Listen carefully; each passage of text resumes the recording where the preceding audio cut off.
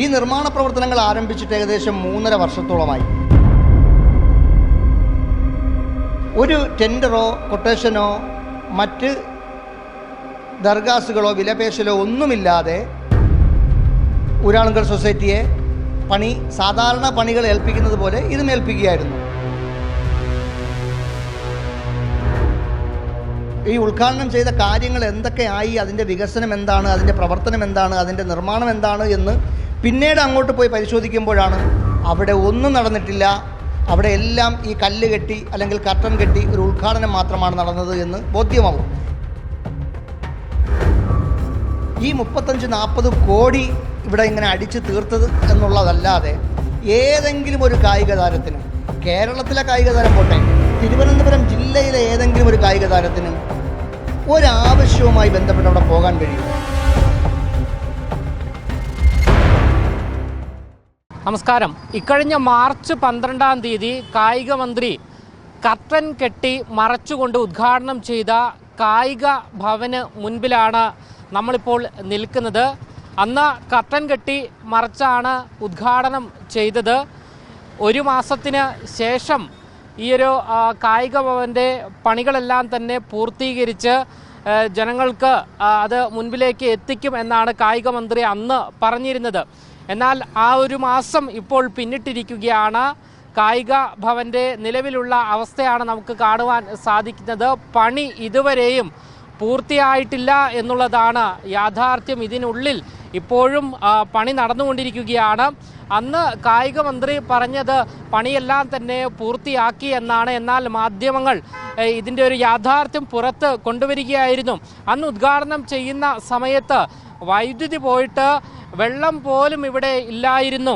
എന്നിട്ടാണ് പറഞ്ഞത് പണി പൂർത്തിയാക്കി ജനങ്ങൾക്ക് ഇത് സമർപ്പിച്ചിരിക്കുന്നു എന്നാണ് അന്ന് കായിക മന്ത്രി പറഞ്ഞത്.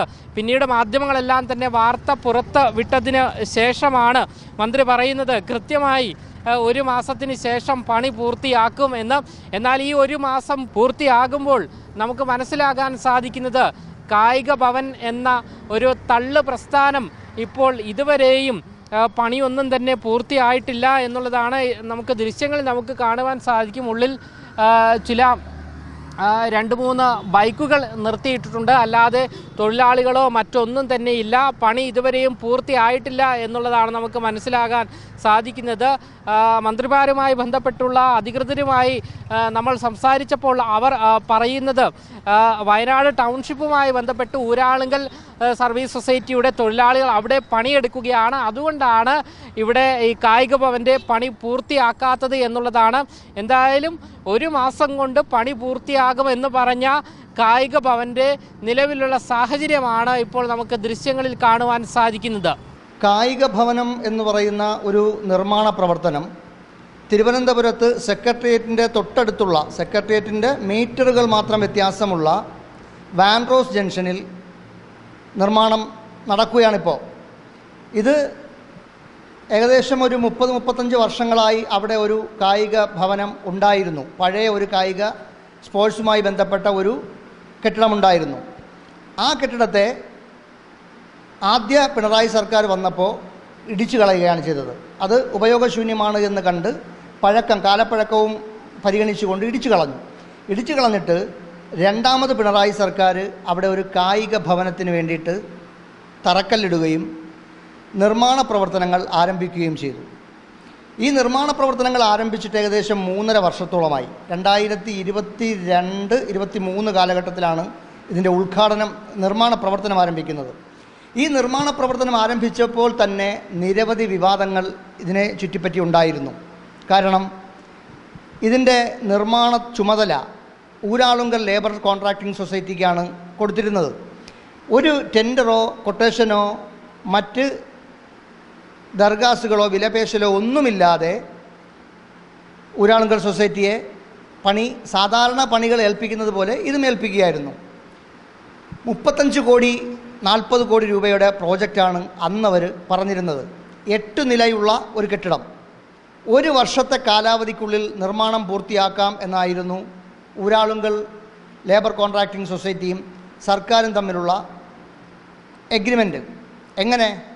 എഴുത്തുകുത്തിലൊന്നുമില്ല. ഊരാളുങ്കൽ സൊസൈറ്റിയുമായിട്ടുള്ള ഇടപാടുകളൊന്നും എഗ്രിമെൻറ്റോ കാര്യങ്ങളോ ഒന്നുമില്ല, എല്ലാം വാക്കാൽ പറയുകയാണ്. കാരണം സർക്കാരിൻ്റെ തന്നെ നിയന്ത്രണത്തിലുള്ള ഒരു ലേബർ കോൺട്രാക്ടിംഗ് സൊസൈറ്റിയാണ് എന്നാണ് അത് പറയുന്നത്. ആ 3.5 വർഷമായിട്ടും ഇപ്പോൾ കഴിഞ്ഞ മാസം അതിൻ്റെ ഒരു ഉദ്ഘാടനം നടത്തി. മാർച്ച് 12-ാം തീയതി 2026 മാർച്ച് 12-ാം തീയതി ഈ തിരഞ്ഞെടുപ്പുമായി ബന്ധപ്പെട്ട് പാലങ്ങളും കലങ്ങുകളും കർട്ടൻ കെട്ടി ഉദ്ഘാടനം ചെയ്ത് ആയിരക്കണക്കിന് എണ്ണം ഉദ്ഘാടനം ചെയ്തു. ബസ് സ്റ്റോപ്പുകൾ ഉൾപ്പെടെ ആയിരക്കണക്കിന് എണ്ണം ഉദ്ഘാടനം ചെയ്തു. ഈ ഉദ്ഘാടനം ചെയ്ത വസ്തു എന്താണെന്നോ ഈ ഉദ്ഘാടനം ചെയ്ത കാര്യങ്ങൾ എന്തൊക്കെയായി, അതിൻ്റെ വികസനം എന്താണ്, അതിൻ്റെ പ്രവർത്തനം എന്താണ്, അതിൻ്റെ നിർമ്മാണം എന്താണ് എന്ന് പിന്നീട് അങ്ങോട്ട് പോയി പരിശോധിക്കുമ്പോഴാണ് അവിടെ ഒന്നും നടന്നിട്ടില്ല. അവിടെ എല്ലാം ഈ കല്ല് കെട്ടി അല്ലെങ്കിൽ കർട്ടൻ കെട്ടി ഒരു ഉദ്ഘാടനം മാത്രമാണ് നടന്നത് എന്ന് ബോധ്യമാവും. അതുപോലെ ആയിരക്കണക്കിന് ഉദ്ഘാടനം നടന്നതിൽ ഒരു ഉദ്ഘാടനമായിരുന്നു ഈ കായിക ഭവനത്തിൻ്റെ ഉദ്ഘാടനം.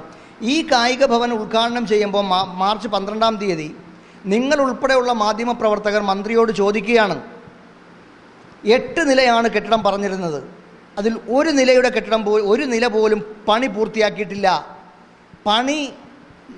ഒരു പണികളും അവിടെ നടക്കുന്നില്ല. ഈ 8 നില എന്ന് പറയുന്നത് 4 നിലയാണ് ഇപ്പോൾ അവിടെ ഉള്ളത്, ബാക്കി നിലകളില്ല, ബാക്കി നിർമ്മാണ പ്രവർത്തനങ്ങൾ നടക്കുന്നില്ല. ഇതിൻ്റെ ഒരു നിർമ്മാണ പ്രവർത്തനങ്ങളും അടുത്ത ദിവസം നടന്നതായിട്ട് അവിടെ തെളിയിക്കാൻ പറ്റുന്നില്ല, കാരണം അവിടെ ഒന്നും നടക്കുന്നില്ല. അപ്പോൾ മന്ത്രി പറഞ്ഞത് എന്താണ്? Uralungal labour contracting society Wayanad ദുരന്തവുമായി ബന്ധപ്പെട്ട് ആ പ്രോജക്റ്റിൻ്റെ പുറകിലെ നിൽക്കുകയാണ്. ആ പ്രോജക്റ്റ് കഴിഞ്ഞാലുടനെ 1 മാസത്തിനകം തന്നെ ഇതിൻ്റെ നിർമ്മാണം പൂർത്തീകരിക്കും, അടിപൊളിയായിട്ട് ഇത് മുന്നോട്ട് പോകുമെന്നാണ്. പക്ഷേ ആ പറഞ്ഞിട്ടും ഇപ്പോൾ 1.5 മാസത്തോളം കഴിഞ്ഞു. 12-ാം തീയതി കഴിഞ്ഞു, 13 കഴിഞ്ഞു, ഇന്നിപ്പോൾ 25-ാം തീയതിയായി. 1.5 മാസം കഴിഞ്ഞിട്ടും അവിടെ യാതൊരു പ്രവർത്തനങ്ങളും, അന്ന് 12-ാം തീയതി ഉദ്ഘാടനം ചെയ്ത അതെങ്ങനെയാണോ അതുപോലെ തന്നെയാണ് ഇന്നും അവിടെ ഉള്ളത്.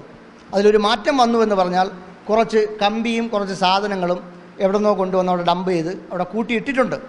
അല്ലാതെ ഇതിൽ നിർമ്മാണ പ്രവർത്തനങ്ങളൊന്നും തന്നെ നടക്കുന്നില്ല. അപ്പോൾ ഇത് ആരെ പറ്റിക്കാനാണ്? ഇത് ഈ പ്രവർത്തനം, നിർമ്മാണ പ്രവർത്തനം വന്നപ്പോഴേ ഇതിൽ അഴിമതി പറയുന്നുണ്ട്, ക്രമക്കേട് പറയുന്നുണ്ട്. മന്ത്രി അത് കേട്ട പാടേയില്ല, അത് കേൾക്കുന്നില്ല മന്ത്രി. മാധ്യമപ്രവർത്തകർ പറയുകയാണ് ഇത് ഊരാളുങ്കൽ സൊസൈറ്റി കൊടുത്തു, ഇത് കൊട്ടേഷനും ടെൻഡറൊന്നും ഇല്ലാതെയാണ് കൊടുത്തതെന്ന് പറയുമ്പോൾ മന്ത്രി ആ കാര്യം ശ്രദ്ധിക്കുന്നില്ല. അതായത് 39 സെൻറ്റ് സ്ഥലം സർക്കാരിൻ്റെ സ്ഥലമാണത്. ഈ 39 സെൻറ്റ് സ്ഥലത്തിൽ ഏകദേശം 46,000 50,000 46,000-നും 50,000-നും ഇടയ്ക്ക് സ്ക്വയർ ഫീറ്റാണ് അതിൻ്റെ നിർമ്മാണം. ഈ 8 നിലകളായിട്ട്. 8 നിലകളെന്ന് പറയുമ്പോൾ സ്പോർട്സ് കൗൺസിലിൻ്റെ ഓഫീസുകൾ, സ്പോർട്സ് മെഡിസിൻ സംവിധാനങ്ങൾ, അതുപോലെ സ്പോർട്സിൻ്റെ മറ്റ് ജില്ലാ ഓഫീസുകൾ, സ്പോർട്സിൻ്റെ അദാലത്തുകൾ നടത്താനുള്ള ഓഫീസ്, കുട്ടികൾക്ക് കായികക്ഷമത മെഡിസിൻ, ഫിസിയോതെറാപ്പി പോലുള്ള കാര്യങ്ങൾ, ഇതെല്ലാം ഉൾക്കൊള്ളിച്ചുകൊണ്ട് ഒരു കുടക്കീഴിൽ എല്ലാം കൂടി എന്നാണ് ഒരു പ്രോജക്റ്റിൽ പറഞ്ഞേക്കുന്നത്. അതാണ് കായിക ഭവനം എന്നൊരു പേരിട്ടേക്കുന്നത്. പക്ഷേ ഏതെങ്കിലും ഒരു കായിക താരത്തിന് ഈ 3.5 വർഷം കൊണ്ട് ഈ 35-40 കോടി ഇവിടെ ഇങ്ങനെ അടിച്ചു തീർത്തത് എന്നുള്ളതല്ലാതെ ഏതെങ്കിലും ഒരു കായിക താരത്തിന്, കേരളത്തിലെ കായിക താരം പോട്ടെ, തിരുവനന്തപുരം ജില്ലയിലെ ഏതെങ്കിലും ഒരു കായിക താരത്തിന് ഒരാവശ്യവുമായി ബന്ധപ്പെട്ട് അവിടെ പോകാൻ കഴിയുമോ? ഇതെന്ത് കായിക ഭവനമാണ്? ഈ കായിക ഭവനം നിർമ്മിക്കുന്നതിന് മുന്നേ ഇവിടുത്തെ സ്പോർട്സ് ഹോസ്റ്റലുകളുടെ ശോചനീയാവസ്ഥ പരിഹരിക്കണം. സ്പോർട്സ് ഹോസ്റ്റലിൽ മെഡിസിൻ ഇല്ലാത്ത ഹോസ്റ്റലുകളുണ്ട്. അവർക്ക് ഒരു ഷൂ പോലും വാങ്ങിക്കാൻ കഴിയാതെ, വിദേശ പര്യടനങ്ങൾക്ക് പോകാൻ കഴിയാതെ, സൈക്കിൾ വാങ്ങിക്കാൻ കഴിയാതെ, ഷൂ വാങ്ങിക്കാൻ കഴിയാതെ, ജേഴ്സി വാങ്ങിക്കാൻ കഴിയാതെ ആയിരക്കണക്കിന് പാവപ്പെട്ട വിദ്യാർത്ഥികൾ അവരുടെ കായിക സ്വപ്നങ്ങൾ ഇല്ലാതാക്കുകയാണ്. ഒരു ഷൂ വാങ്ങിക്കാനുള്ള 5,000-6,000 രൂപ ഇല്ല, ഒരു സൈക്കിൾ വാങ്ങിക്കാനുള്ള 8,000-10,000 രൂപയില്ല, ഒരു ജേഴ്സി വാങ്ങിക്കാനുള്ള പൈസ ഇല്ല. അതുകൊണ്ട് ആയിരക്കണക്കിന് ആൾക്കാരുടെ കായിക സ്വപ്നം നശിക്കുകയാണ്. അങ്ങനെ നശിക്കുമ്പോഴാണ് ഇവിടെ സർക്കാരിൻ്റെ തന്നെ സ്പോർട്സ് കൗൺസിലിൻ്റെ തന്നെ കോടികൾ മുടക്കി എന്നുള്ളതല്ലാതെ യാതെങ്കിലും ഒരു ഉപയോഗമില്ലാത്ത രീതിയിൽ ഇങ്ങനെ കുറേ പ്രോജക്റ്റുകൾ ഉണ്ടാക്കുക, ഇങ്ങനെ ഊരാളുങ്കൽ സൊസൈറ്റിക്ക് ഇങ്ങനെ വാരിക്കോരി പണി കൊടുക്കുക. ഇതിൽ അഴിമതി നടന്നിട്ടുണ്ട് എന്ന് കാണിച്ചുകൊണ്ട് സംസ്ഥാന വിജിലൻസ് ഡയറക്ടർക്ക് ഞാൻ പരാതി കൊടുക്കുകയാണ്.